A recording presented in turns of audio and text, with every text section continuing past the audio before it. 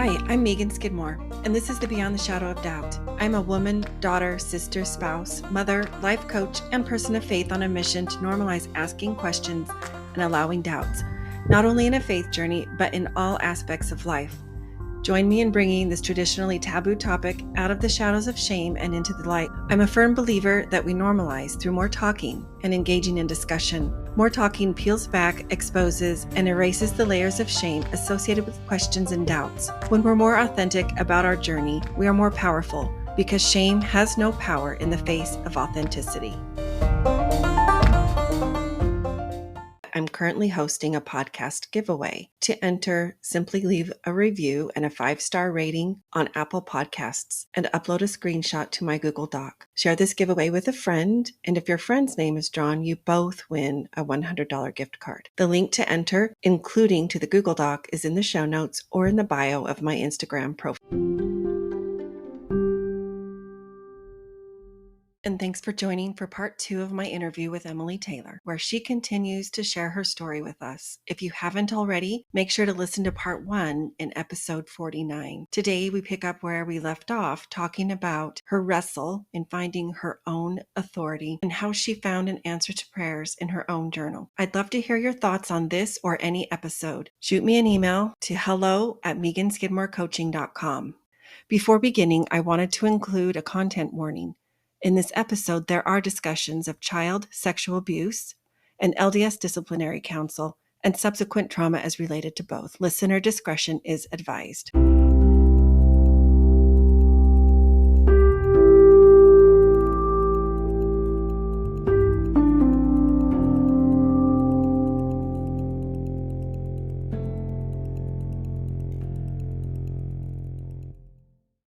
So I started praying and fasting because, like I said, my relationship with God and Jesus Christ were very, very firm and sound. And I didn't need the bishop to make that real. That just was real. Let me ask you really quick. So you still at this point, though, didn't know how much the previous bishop had I actually never found out. Nope. I still don't know. Nope. And so all you knew was that this current bishop, number 3, knew that I was arranging meetings. He never even reached out to me.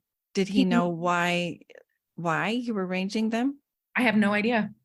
Okay. I really don't know. Like when I say I don't know what that bishop knew, I mean I knew nothing. I was the one that arranged all 3 of these first meetings. And because I didn't know what he knew, my plan was to go in and be like, so here's my story, but I couldn't do it. And I didn't understand why I couldn't do it. I just could not bring myself to do it. So I started praying and fasting and asking God for help. And in the middle of all this praying and fasting, I told him point blank, I'm not sure I can keep doing this. I've got this letter here asking to have my names removed from the records of the church. And I've got a lot of issues about the fact that this man has so much power and control over me, and I'm just not sure I can keep doing this. Like the hurt was so real. Yes, and I remember in one of those prayers just pouring out my heart to God, being like, I don't know if I can go back into this office and look at him again, because I don't know what's going on. I hate him. I mean, really, I hate that I use such a strong word, but I hated him. And I hated Bishop number 2 for putting me in this situation so badly. And I hated that my outcome resulted solely on this one individual. It felt so wrong to me, and it still does. I'm not going to lie. So I just was so confused. And so I remember praying and being like, I don't know if I can keep doing this. I hurt so bad inside. And I remember God just telling me, Emily, I see the hurt. I understand how much you're hurting inside.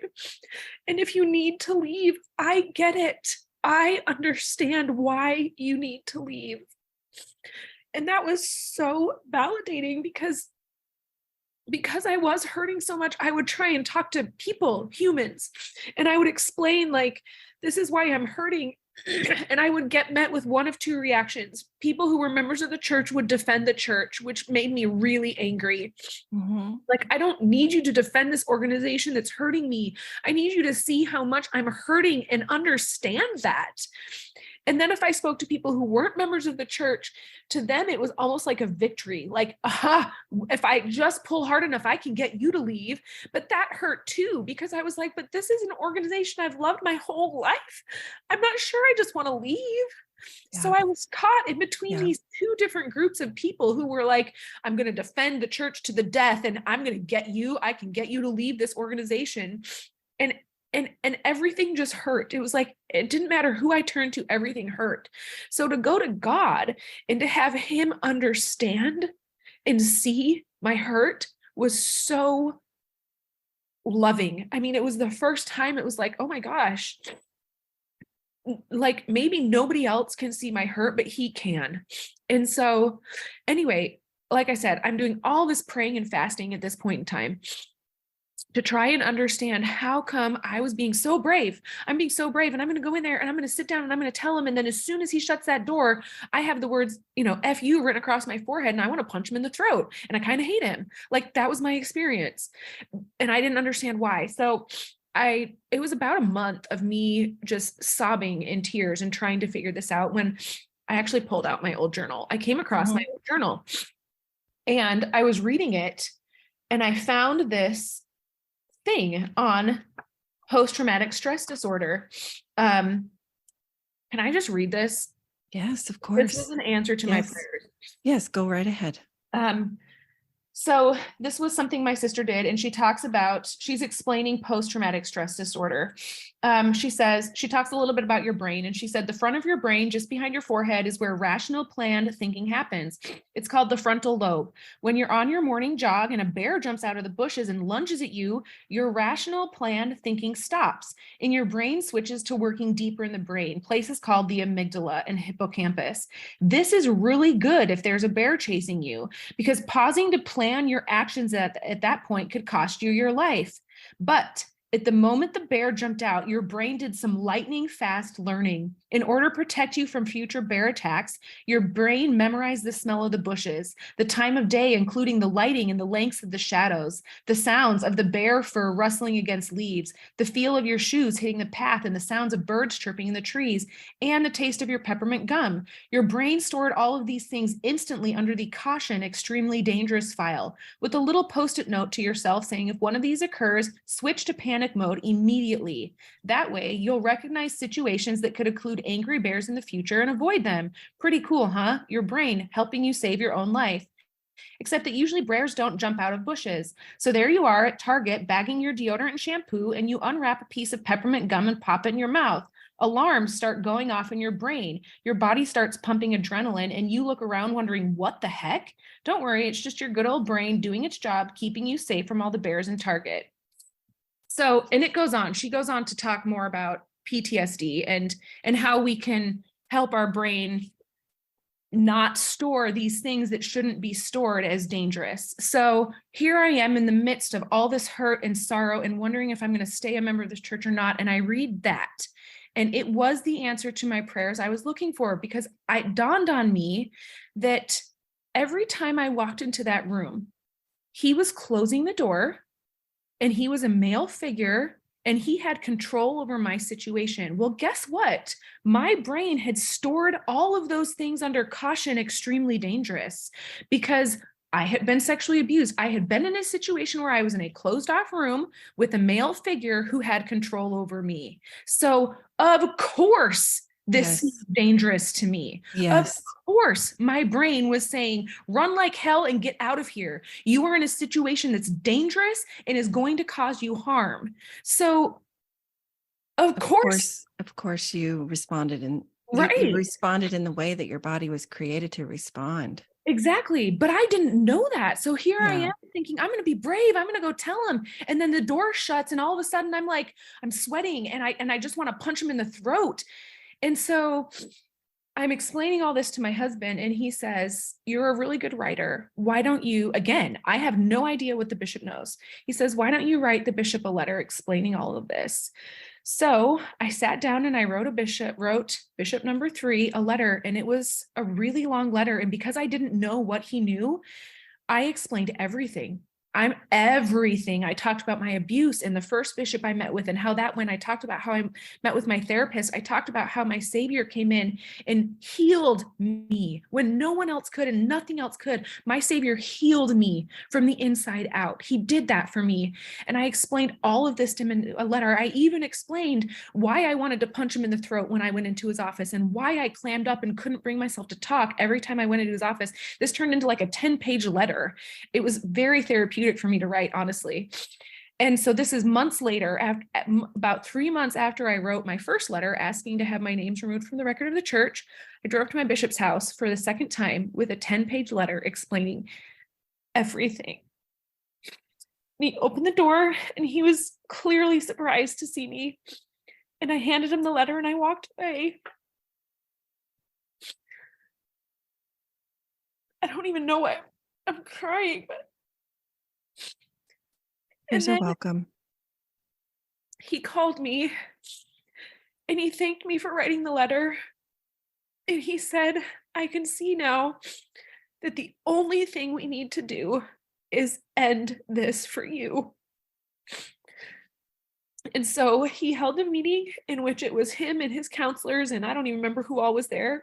And it was about maybe 5 minutes long, in which he said, he didn't even give them any information. He just said that it had been made clear to him that it was time for my disciplinary action to be over. He asked if I agreed. I said yes. I got up and walked out, and that was it. It was over, just like that. So to this day, I still don't know if Bishop number 3 knew anything before he got my letter. We never even talked about my letter. Once, like I said, once he read it, it was boom, done. I got your letter. This needs to end. It's over now. And it was. And so there's a lot of reasons why I was able to, and I'm sharing my story as sharing my story. I'm not sharing my story telling anybody else what they should or shouldn't do. I'm just sharing my story. Right. I left that whole situation with a lot of doubts and skepticism over how the church runs and operates. And I still have them. I will probably always carry those with me. And at the time, I listened to a lot of Natasha Helfer Parker. I don't even think podcasts were a thing back then. So I'm not sure what it was I was listening that she was putting out, because it wasn't a podcast, but something. She has since been excommunicated. But her podcasts were very helpful in helping me learn that if I wanted to stay a member of this church, I had to set boundaries up for me and my children. Boundaries around what members of the bishop, what I will allow members of bishoprics and stake presidents to ask me and not ask me, and what I will allow them to ask my children and not ask my children, and whether or not I will or will not say yes to a calling. I mean, just all sorts of boundaries. But she was very, very helpful in helping me be able to stay in this church that I really do love. I mean, I'll say that I really do love this church. I am still a member of it. But without my learning how to set boundaries and then setting them and instilling them, I could not stay a member of this church, just because of the experiences that I've had and the hurt and the trauma that it brought into my life. I couldn't do that. And so there are reasons that I am still a member of this church, my testimony being number one, my testimony of the doctrine, not the way the church is set up and run and organized. And to the boundaries that I'm able to put in place. So there it is. Wow. Kind of my whole faith journey. That was really long. Sorry. No, it was, don't apologize. No, it was perfect. So many thoughts as you're sharing. I tried to jot down some notes. I just wanted to validate and let you know I see you. Thank you. Although I haven't experienced what you did, that doesn't make it any less real or any less valid. And when you said one person was, you felt like your status, your standing was hanging in the balance and was being held controlled by one person, and you still don't think that that was okay. And that gives me pause as well. And that's where Yeah. Natasha Helfer Parker's boundaries really helped me, because it's like, I don't want to give bishops this control. That's for me. My relationship with me and Christ is me, between me and Christ. Not, Yes. I don't, no bishop gets to come in between me and Christ ever again. Like her teaching me how to set boundaries has been helpful. That's why I'm still, testimony aside, that's why I've been able to get over the hurt and the trauma from that aspect of it and stay, is because I have figured out is not the right wording. I have learned how to take that control and hold on to it instead of taking, it's like not giving there. it away. You know how to keep your power. You've retained the reins of your power. And I think you came by that honestly, though, because this concept of differentiation, that we are individuals, we think it might be taught or encouraged, but in actual practice, I would say it is much less so, really. Yeah. Point made in your experience of feeling like you were your standing was at the mercy of one other male member. Bishop number 3 who knew nothing or maybe knew it all. I'll never know. And so I think it's really important to talk about these issues. And I like that you can distinguish between, how the church is run from my relationship with God and Jesus Christ. Yeah. And the tenets of your belief, you own that for yourself. Right. And I will say one thing, I've so many takeaways from that whole experience, but one of my greatest takeaways from it is we as human beings are never in a place to judge why somebody else might leave this church. We can never do that. It is not up to us. We don't know what they are experiencing. We don't know what trauma they're enduring. We don't know what hurt the church may or may not intentionally or unintentionally be doing this to these individuals. I believe the church is a good organization, but I also know that some of their practices can cause hurt and trauma. And so if you combine that with the hurt and trauma that people may have already be experiencing in their own life, we just are in no place to judge. And I'll share this story real quick, Megan. I know I've told you this before, but I remember sharing with a good friend the experience I had of just pouring out my heart and soul to God and telling him, I don't know that I can stay. This hurts so bad and I feel so worthless. And his complete and total understanding and love. That is what I was met with by the God of this earth, the creator of all of us. I was met with love and I was met with understanding, and that was it. And I remember sharing this experience with a good friend, and his response was, and there will still be a place for you or there will still be a kingdom for you. That was his response. Meaning, had you left the church, you would have been bumped down a kingdom, but there still would have been a kingdom for you. And I remember thinking instantly, so what just happened there was you judged me. That's what you just did. You took the definitions that are in the D&C and you placed them on me, and you bumped me down a category based off of what you know. But God didn't do that when I prayed to him. God didn't bump me down there was zero judgment, zero. There was just complete understanding and love. And that was it. And so it's very hard for me to look at I just can't.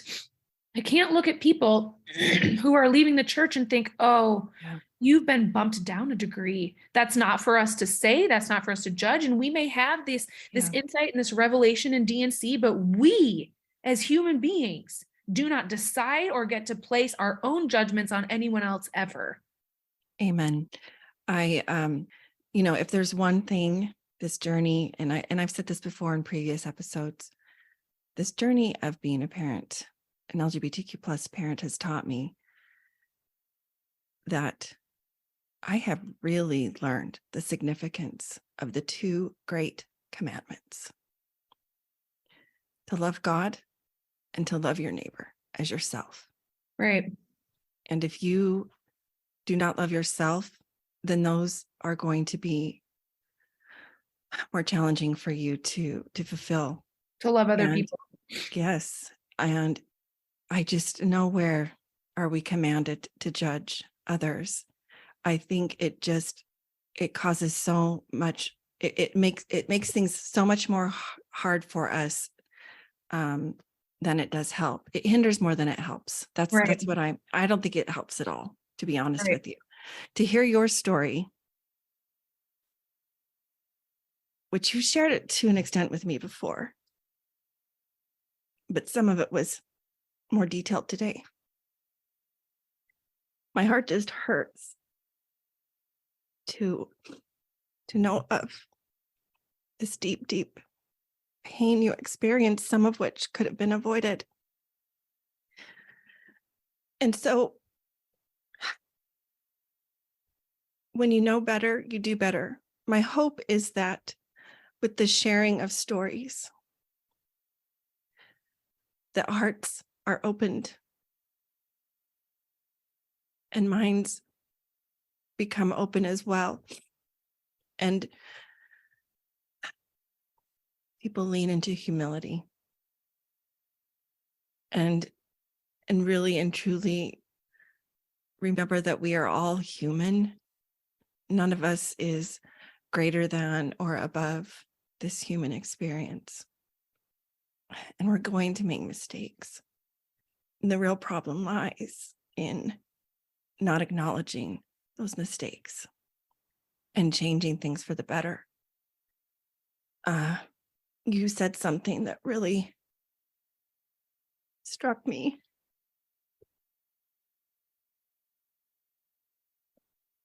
I wasn't anticipating this emotion, but you said when you were considering what your next step was, to stay or to turn the letter in and to go. And you saw these two extremes. There were people who were cheering you on, like, yay, they're so this and that. Finally, about time. Right. And then on this other hand, there were those that you shared your story with, and they would defend the church. It was all they knew how to do. They And didn't know how to listen. I why can't there be this liminal space? Sorry, I'll say that again. Why can't there be this liminal space where there's room for differentiation, where there's room for some nuance, for this variety of experiences that the entire family of God goes through in this earth life? You said that when you learned about putting in place healthy boundaries, that's what helped you stay a member of this church that you really do love. I wish I heard that more often. Let's help each other stay and not automatically jump to the conclusion or assume that someone's trying to leave or that they don't want to stay. Yeah. Don't want to stay. I love that you said that, because that was how I felt. It was like, I want to stay. Don't you see how much I love this organization that raised me? I love it and I want to be here. But when you get hurt again and again and again and again and over, it does That's make abuse. That's abuse. it does make you wonder, like, well, I'm not sure that I can stick around for this hurt. Like, do you know what I mean? So there's this Absolutely. line of like, Yes. I want to stay, but I can't keep staying when the hurt is so real and so deep. And And I think that gets underestimated. yeah, I want to bring up this Facebook post I saw one time. I won't even try and do it to repeat it because it was so beautifully written and I will just totally butcher it. But the whole point of it was the guy that wrote the post, he owns sheep, and two of his sheep had gone astray. They had gone missing. And he talked about how sheep do not leave their herd. They don't. We have this parable of the lost sheep. And he said it's not correct that sheep leave their herd. They want to stay. So if a sheep has left its herd, something has pushed it out, something has driven it away. And he said, we need to change the way we look at the parable of the lost sheep. And instead of asking ourselves, why did it leave? We need to really think hard about this question of why are we pushing it out? Why did we drive it away from the herd? And I want to be careful because I don't want to get onto like a bashing the church, but I think it's a question that is definitely warrants being considered often within our church. So that we can change, so that we can become better and we can make changes. And, from 12 years ago, when I went through all this, things already look different between things bishops will ask, and changes are happening for the better because people are willing to speak up.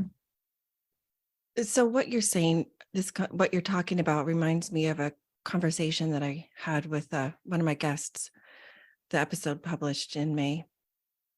Her name is Annie, and she has 2 children, one of whom is autistic. And she works with parents. She's a relationship coach. And what you're talking about reminds me a lot of this parent-child relationship she was describing. More often than not, the blame gets put on the child. Something is wrong with the child, what they're doing. When in reality, what truly needs to happen is for the parent to reflect back on themselves. Yeah, that's take true. ownership for their part of the relationship and what are they doing or not doing? What Right. could they do, or what could they remove from the interactions or the relationship? And so what you're talking about, I love that analogy of the sheep. I've heard that before. Exactly. I think it requires those in the flock to reflect back on their own selves. Right. And look in the mirror. And yes. Switch the question from why did they leave to what am I doing to push them out? Yeah. It's a simple question, but it's really a profound one. Or, what am I not doing that right. also that I could be doing? Push them out. Yeah. Right. Well, I talked a lot, real quick. I talked a lot about all the hardship and whatnot, but if I could, I just want to bear my testimony of Jesus Christ, because it is only because of him that I am here today. I mean, and I don't mean here in the church, I mean here on this earth that I'm here. And for someone to have such a transition of going from the belief that I was worthless wasn't just a thought, oh, I'm worthless. It was a deeply rooted belief. And he was able to uproot that. And he was able to breathe worth so deep inside of my soul that it really transforms. And his love has the power to heal everything. And I can testify of that because he healed me. And I will forever be thankful for his friendship that he offers me on a daily basis, and the guidance he gives me and the comfort he gives me. And I just want to testify of his reality, that he is real and that he is there, and that his love is the most powerful thing on the earth. Amen. So, amen. And I believe all of this was the inspiration for you have a recently published a workbook. Oh yeah, I do. Yes. Yep. It's called Unlocking Bright Minds, and it meshes mental health tools with the gospel of Jesus Christ, because those I met with, like I said, I met with my bishop and I met with my therapist, and those were both going well. But it wasn't until I combined those two things that I took the vulnerability I was learning with my therapist and I took that vulnerability to my savior and was able to be real with him that I was finally able to heal. And so that's kind of the basis for the workbook, is to help people learn how to become vulnerable with themselves and then take that vulnerability to Jesus Christ and be as real and open, as honest with him as you can, so that you guys can form a beautiful friendship and relationship. I just love that. Thank you. I will leave links in the show notes so that listeners know where to get your workbook from. Thank you. It's Unlocking Bright Minds on Instagram. Okay. And you can buy the book on Amazon, I think. Yep. Any last thoughts or impressions or wise words that you would like to leave? I mean, as cliche as it sounds, like, turn to God and Jesus and let them, I mean, it sounds so cliche, but it's just the truth. I mean, your podcast is called Beyond a Shadow of a Doubt, and they are how you can live beyond a shadow of a doubt. So that's it. Let them find a relationship and take the time to create a relationship with them. I was just going to ask you that question, and that must have been your answer. What does it mean to you to live beyond the shadow of doubt? Oh, yeah, definitely. That's what, yeah, because I have a lot of doubts, and still, I mean, I'm still a member of the Church of Jesus Christ of Latter-day Saints, but I have a lot of doubts. I have a lot of things that I don't necessarily agree with. And Jesus Christ fills my gray areas. He just does. That's beautiful. I love that. Well, to end on a little bit lighter note, I have a few questions to get to know you a little bit better. They're just for fun. Okay. Just 1 or 2 word answers is all I'm looking for. Okay. So tell me, what is your favorite book? Heartbeat. Oh, that was fast. No hesitation. It is, yeah. Sorry, 1 word answer, heartbeat. Okay. What is, are you an introvert or an extrovert? I think I fall comfortably in the middle of those two. I think you do too. Do you prefer still water, carbonated water, or soda? It's definitely still water. Still water. You are a water girl. Yep. Who is your favorite artist? Like music artist, or you pick. well, pick which Pink. one. I would have to say Pink. Pink. Yep. I think I knew that. Are you a night owl or a morning lark? I think I know this one. Definitely an early riser. Yes, you are. Do you have a celebrity crush?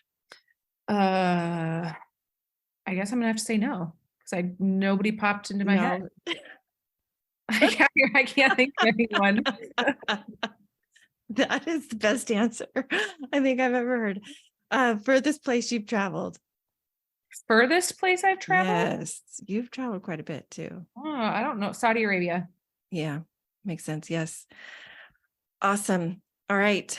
Well, you've told us where to contact you or connect with you, and that's at Unlocking Bright Minds on Instagram. Yep. And I forget, is your website in place or in progress? Yeah, unlockingbrightminds.org. Okay, so it's in place. Gotcha. Sweet. I will leave all that for our listeners to find. Thank you. And thank you for this opportunity to share my story today. Yes, thanks for contributing to broadening these spaces to account and allow for all the experiences. Yep. That make us all so unique. Thanks so much. Yep. Thank you. Bye.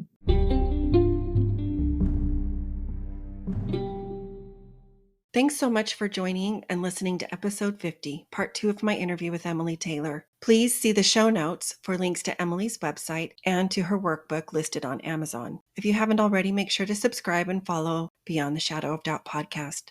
Don't forget to enter my giveaway. Simply leave a review on Apple Podcasts, screenshot it, and upload it to my Google Doc. The link to enter and to the Google Doc is in the show notes or in the bio of my Instagram profile.